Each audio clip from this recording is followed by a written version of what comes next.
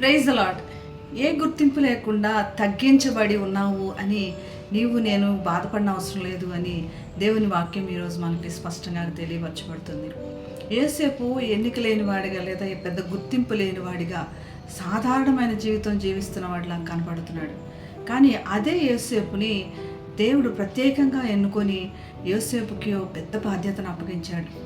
మరి యేసుని జన్మిస్తున్న మరియకి తోడుగా మరియు వారికి భద్రతగా మరియని విడిచిపెట్టాలని ఆలోచన కలిగి ఉన్నప్పుడు కూడా మరి ఒకసారి హెచ్చరించి దేవుడే యోసేపుకి ధైర్యం చెప్తున్నట్టుగా తన యొక్క గొప్ప కార్యములు చేసుకోవడానికి ఈ అల్పుడైన వాడిని, బలహీనుడైన వాడిని ఎన్నుకున్నట్లు కనబడుతున్నాడు.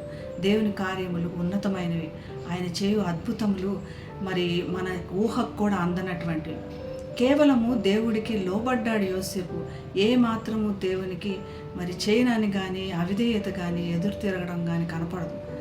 అందుకు నిమిత్తమై మరి ఒకసారి యోసేపుని దేవుడు ప్రత్యక్షమై హెచ్చరిస్తున్నాడు. మరి ఒకసారి జ్ఞానులు వెళ్ళిపోగానే హేరోదు వల్ల వస్తున్న ఆపదను బట్టి హెచ్చరిస్తున్నాడు. ఈసారి కూడా యోసేపు దేవునికి అమితమైన భయభక్తులతో లోబడినట్లు కనపడుతుంది.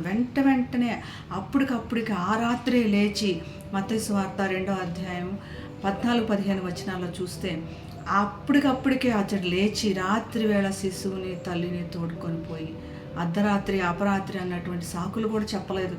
దేవుని మాట చెప్పగానే విన్నాడు, లోపడ్డాడు. ఇటువంటి దీనుడైన వాడిని ఎంతో ఉన్నతంగా దేవుడు ఆశీర్వదించినట్లు కనపడుతుంది. మనం అల్పులంగా ఉన్నాము, ఎవరు మనల్ని గుర్తించట్లేదు అని మనం బాధపడిన అవసరం లేదు. దేవుడు మనల్ని గుర్తించి మరి ఒకసారి అవకాశం ఇస్తాడు, ఎంతో గొప్ప బాధ్యతలు మనకు అప్పగిస్తాడు.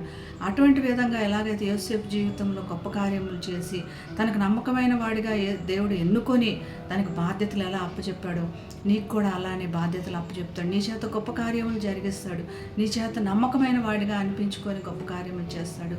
భయపడొద్దు అన్నట్లుగా ఈరోజు మనకి తెలపబడిన దేవుని వాక్యాన్ని బట్టి దేవుని స్తుతించి గణపరిచి ప్రార్థన చేసుకుందాం. మహాగణుడైన యేసయ్య ప్రభా, దీనుడు అల్పుడైన యోసేపుని ఎన్నుకొని తన ద్వారా ఎంతో ఉన్నతమైన కార్యములు నువ్వు చేసినట్లుగా ప్రభా, దీనులం ప్రభా, అల్పులం మమ్మల్ని కూడా ఎన్నుకున్నందుకు నీకు వందనాలు. గొప్ప కార్యములు మాతో జరిగిస్తున్నందుకు నీకు వందనాలు. ఆ విధంగా లోబడి ప్రభా నీ కార్యములకు మేము పాత్రలుగా ఉండటానికి మాకు కూడా అటువంటి అవకాశం దయచేయమని యేసు నామమున ప్రార్థిస్తున్నాం తండ్రి. Amen. Have a blessed day. God bless you.